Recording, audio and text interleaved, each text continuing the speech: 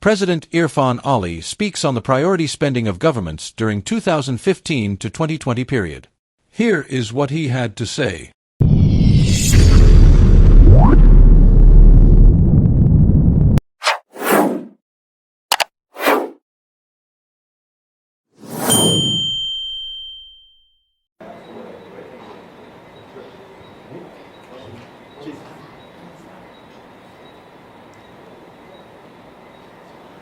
Good evening, everyone.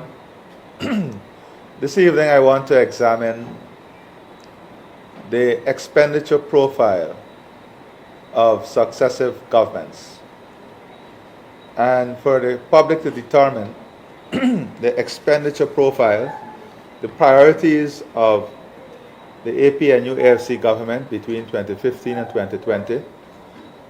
What was the expenditure profile like during that period, as against the spending from 2020 beyond? What is targeted by that spending and the profile of that expenditure?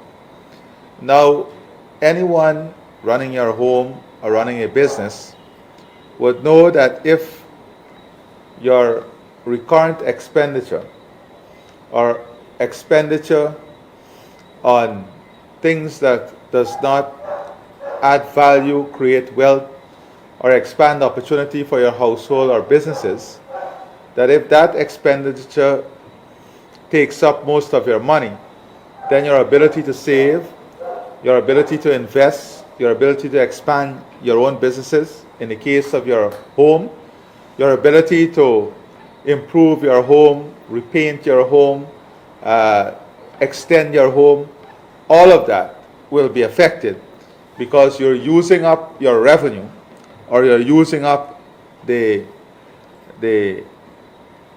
revenue that you have, the money that you have available to you for things that does not create value or add value. So when we look at what constitutes wasteful spending, you would notice that there is a clear policy frame of the APNU AFC government versus the policy frame of the People's Progressive Party civic government. And if you go through the history of our country, you will see the period of growth in our economy, expansion in the private sector, the period through which we were able to create opportunities for the growing of new wealth.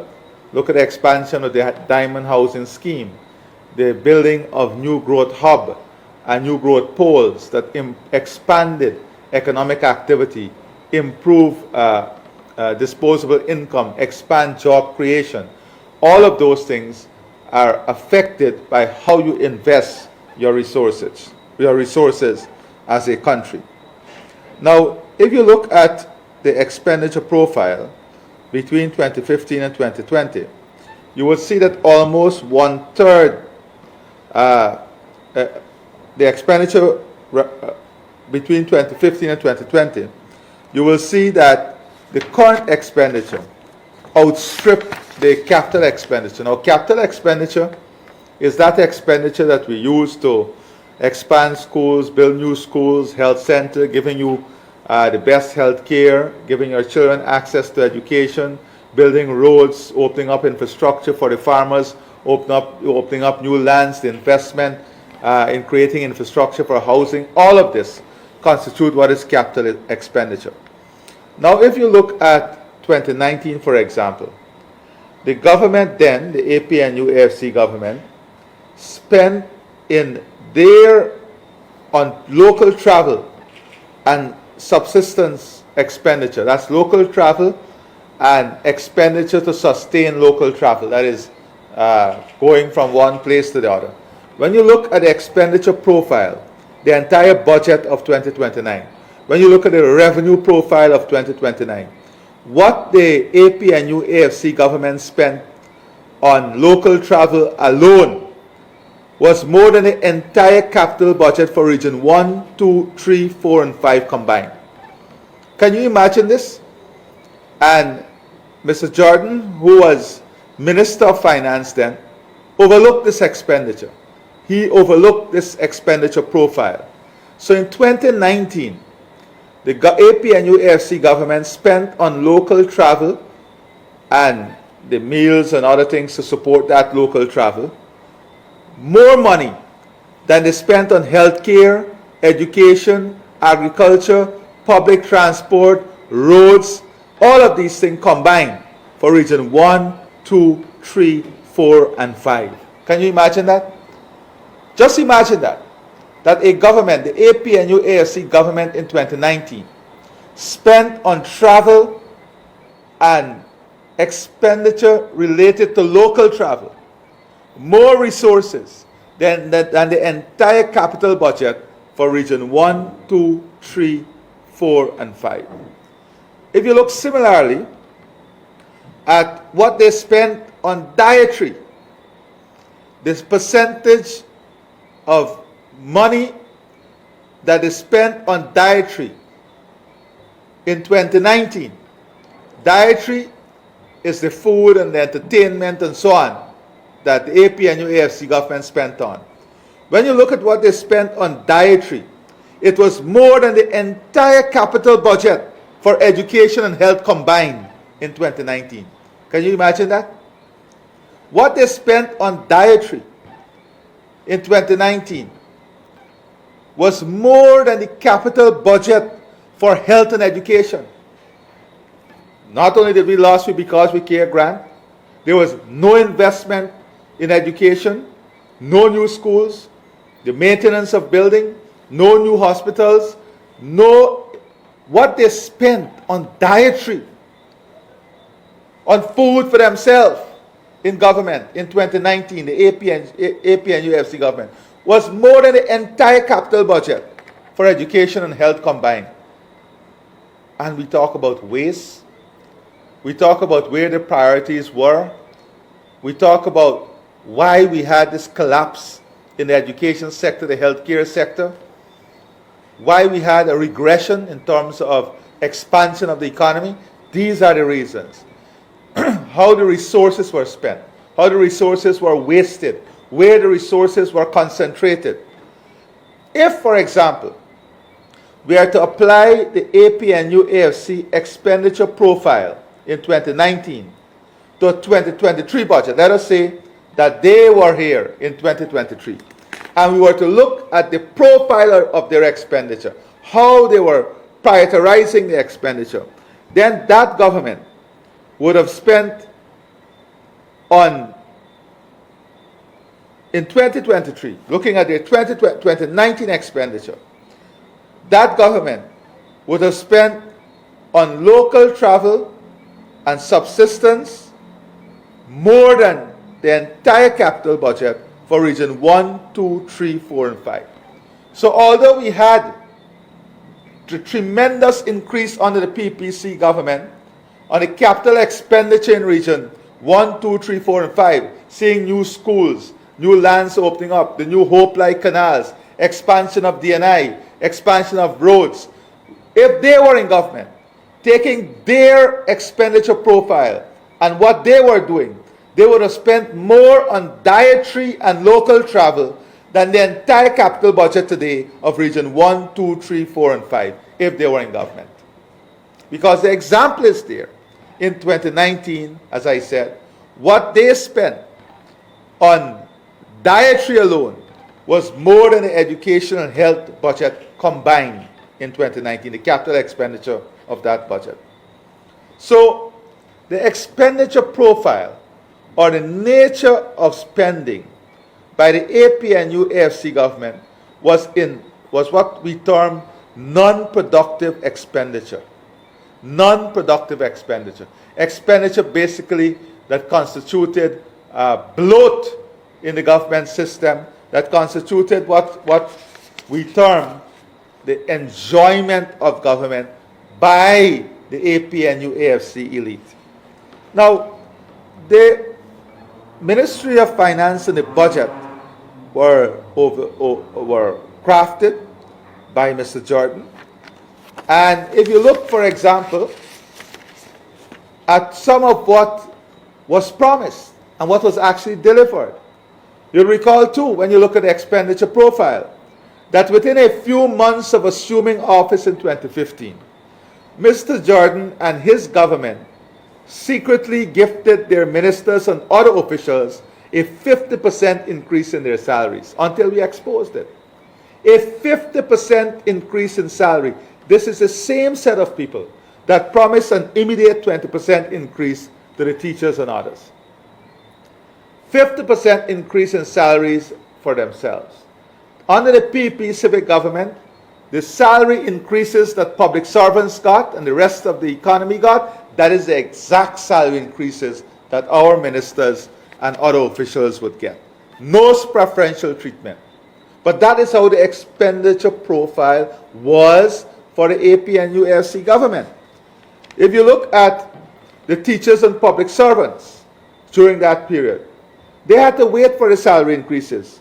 2 years after the APNU-AFC assumed office, remember that months after they assumed office in 2015, they gifted themselves 50% increase, the ministers and the government. 2 years after the APNU-AFC assumed office, it granted salary increases way below the campaign promise of 20%. On October 24, 2018, the Ministry of Education and Guyana Teachers Union agreed to increases between 12 and 8% and 8% and 6% for 2017 and 8% across the board for 2018. That was the increases compared to the 50% that they granted themselves. Apart from offering the teachers less than 20%, many teachers were also shortchanged. And I want teachers to remember this because they introduced the manner in which they paid the increases would have disallowed many teachers from benefiting because they were not on the right scale. They were not placed on the right scale, and they were placed at the bottom of the scale. So the salary increases that was computed on a less basis, on a smaller basis, so that at 20%, they did not receive the full adjustment of the increases that were granted. The increases that were granted to the public servant was also substantially below that campaign promise. And we must also remember that public servants who were on contract, and the doctors would recall because they complained bitterly, the public servants who were on contract had to surrender their gratuity, thereby reducing their emoluments by 22.5% annually. The loss in emoluments by these public servants is reflected in the loss of hundreds of millions of dollars of earning to the public servants themselves between 2015 and 2020. Meanwhile, while all of this was happening, the members of the discipline services were also deprived of the 1 month tax-free bonus. Sugar workers were fired during the Christmas season without prompt payment of their severance, and CSOs were relieved of their position. Yes, it was the PPP Civic in opposition that had to go and fight for severance for the sugar workers. There's more than 2,000 CSOs that lost their jobs, the sugar workers that were sent home during the Christmas season, and the removal of the bonus from our discipline services members. That is callous. That is callous. So, due to the APNU-AFC callous management of key sectors, many citizens lost their jobs. The workforce in the bauxite industry. And they must answer for this. This is their record. This is their record. The workers in the bauxite industry. The workforce in the bauxite industry was reduced by 50%, whilst hundreds directly lost their jobs in the forestry and mining sector. Yes, it was between 2015 and 2020 that we had the greatest loss of jobs in the forestry sector, in the mining sector. Not only sugar, not only the CSOs, But the bauxite industry workforce also contracted by 50%. If you look historically, the only time in our history when workers suffered as much as they did under the APNU AFC was in 1981 and 1982, when 17% of the public sector employees were retrenched by the PNC government. 17% of the public sector workers were retrenched by the PNC government. In 2015 and 2020, in the mining, forestry, and bauxite sector alone, directly and indirectly, it is estimated that more than 30,000 workers were affected.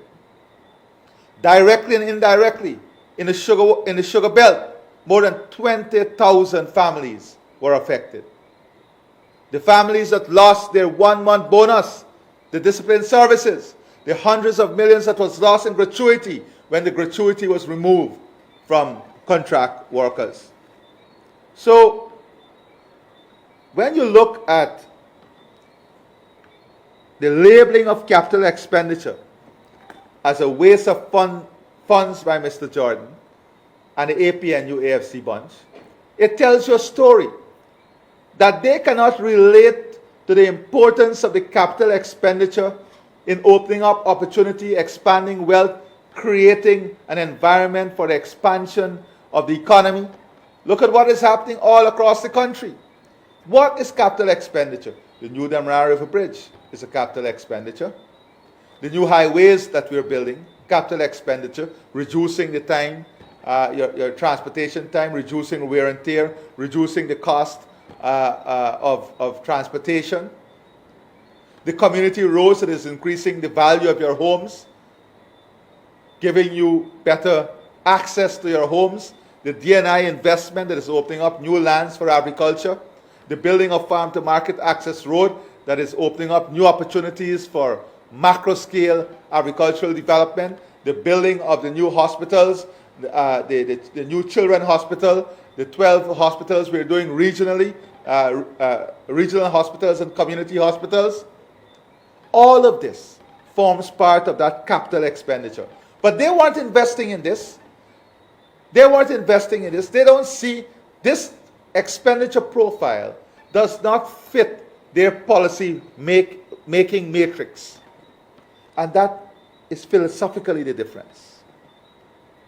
That is why during the dark days of the PNC, you know that in non-productive spending, what it led to? It led to borrowing and printing of money to sustain the public sector. We must not forget this. This was part of our history, where the PNC, the APNU, AFC, the PNC, non-productive way in which they expended resources led to us borrowing and printing money to sustain the public sector. We must also remember that the limited capital spending during those days and between 2015 and 2020, that is why we have the crisis in the electricity sector. No capital expenditure, no maintenance program. The expenditure profile was not for that, although they saved billions of dollars because of the cost of fuel would have reduced drastically during their period in government as a result of global prices. Where did that money go? Where did that money go? And that is why, successively, during their periods in government, the limited capital spending contributed to the collapse of the social sectors. Massive infrastructure deficit that haunted the country for many, many years. Because they did not invest in infrastructure. They did not invest in the road network. They did not invest in housing. They did not invest in water. They did not invest in the expansion of the drainage and irrigation system. These are things that are productive, that leads to the expansion of production, productivity, creation of wealth, expansion of revenue base. So, during the 5 years of the APNUFC between 2015 and 2020, the recurrent expenditure outstripped capital expenditure by 5 times. In 2015, recurrent expenditure was more than 5 times higher than capital expenditure. And that is where you have to use the budget numbers then. On average, recurrent expenditure was almost 4 times higher than capital expenditure between 2019 and 2020. Can you imagine that? The recurrent expenditure was 4 times higher on average between 2019 and 2020 than capital expenditure. How can that expenditure profile contribute to improvement in productivity, contribute to improvement in competitiveness, contribute to improvement in healthcare, in housing, in education? That is why we had no major transformative infrastructure during that period. However, to fulfill our 2020 manifesto promises, the spending on capital projects by this PEP civic government is aligned with the 2020 manifesto through which the people of Guyana elected us, and is aimed at delivering first-class social services, improve access to health care, quality education, improve water and sanitation. You see, we are now working to get more than 90% of our people on the coast having access to treated water, expansion of the healthcare system. This is where the investment is going. To reduce the infrastructure gap. That is what we have to do. Reduce the infrastructure gap. This is what helped to bring equity between regions. Without investment in physical infrastructure, it would not be possible to improve the country's international competitiveness or the barriers to private sector development and economic growth. If we don't do this, how are we going to improve our international competitiveness? How are we going to get rid of the barriers to private sector development and economic growth and expansion? According to the IDB, the deficient transportation network stifles economic opportunity in every sector. This is what the IDB said. The deficient transportation network stifles economic opportunity in every sector. And what did we do to address this?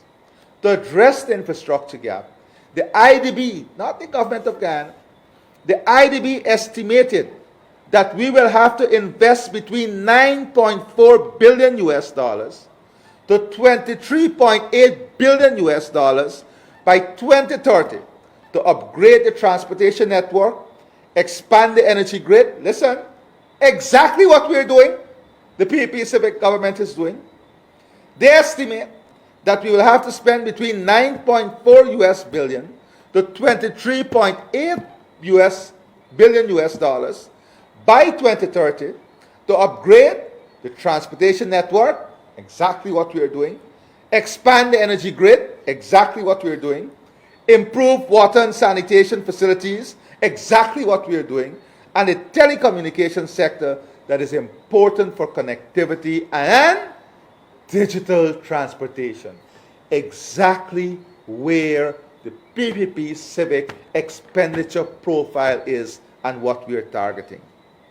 And then to create employment opportunities. By investing in infrastructure, by having this capital expenditure, investing in infrastructure, this PPP civic government is also providing skilled, semi-skilled, and unskilled citizens with high-paying employment opportunity. Look at what is happening in the construction sector. Look at what is happening in the construction sector. Look at what is happening in the housing sector. Look at all the new hotels as a result of the investments we are making, the policy-making matrix, more confidence in the economy, new banks are being built, new hotels, new facilities. All of that generate jobs. All of that create opportunity. the investment is also leading to an expansion of the private sector. Look at credit to the private sector, how it's growing. Look at the improvement in non-performing loans. All of that is linked to the expenditure profile of the government. All of that is linked to the performance of the government, the investment of the government, that is creating an enabling environment for the expansion of the private sector, expansion of credit to the private sector, and the improvement in non-performing loans. When we open up lands for industrial development, commercial development, residential opportunity, creating new areas of growth, new industrial hub, the Wales Development Zone, the Palmyra Development Zone, working on the Linden Development Zone, the Enmore Industrial Park, all of these, Lethem Development Zone, all of these investments are geared at creating opportunity, opening up expenditure, creating new industries, expanding the economy, expanding the private sector, expanding jobs, creating higher paid jobs, and diversifying the economy. A key aspect of what we want to do. Diversify the economy. When you're investing to create 50,000 new house lots, 50,000 new house lots, what does that investment do? It aids home ownership, empowers people, increase net value, increase net worth, increase the family value, increase the community value. This is what the investment does. Now, it is also known that capital expenditure catalyzes economic growth. Public investment has played an important role in catalyzing economic growth in Guyana since it has a multiplier effect. The backward and forward linkages of the construction sector creates a ripple effect throughout the economy that persists for many years. A recent study, let's look at external sources. A recent study by the World Bank revealed that the multiplier effect of public investment is twice as high as those from tax reduction and fiscal transfers. Let me go over that slowly.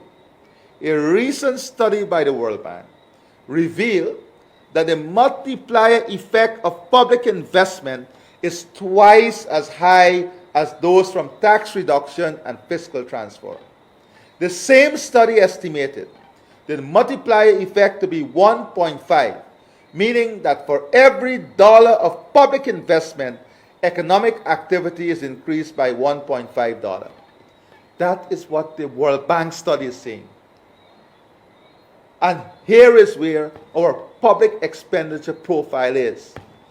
Creating wealth, expanding opportunity, creating the multiplier effect, catalyzing economic activity. That is what our expenditure profile does. Unlike the APNU-AFC government, the PPP civic government is mindful of its obligation to ensure that taxpayers receive maximum benefits for every dollar invested. This necessitates a reduction in the inefficiency in government spending. And this is important. How do we reduce inefficiency in government? Let us look at the housing expenditure, 2019 versus 2023. Recurrent expenditure or operational expenditure in 2019 was 19% of the share of the housing budget. 19% of the share of the housing budget. You know what it is today?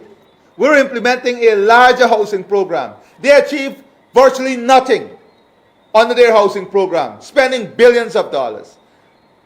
19% of their expenditure profile was on this recurrent expenditure.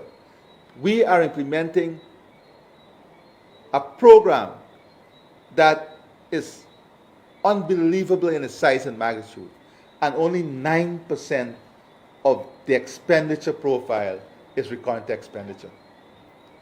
And examine it for yourself. What did they achieve between 2015 and 2020 in housing? What we have achieved in the last 4 years alone. And we have achieved that with 9% of the expenditure profile as recurrent expenditure versus 19% that they expended. Their employment costs was 11% of the expenditure.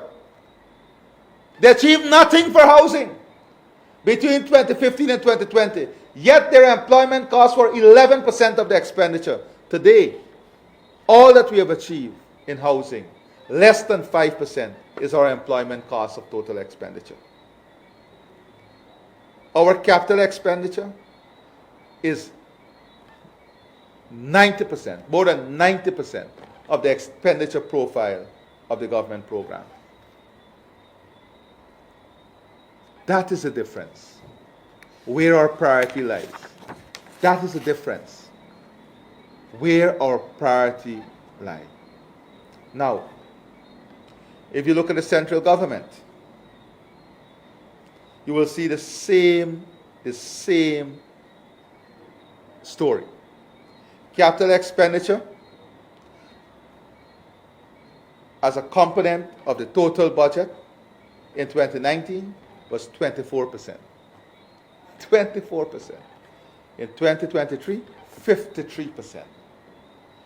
53%. Look at the central government budget. This is a difference. This is a difference between philosophy. This is a difference between expenditure profile. And this is a difference between what the expenditure is targeted to do.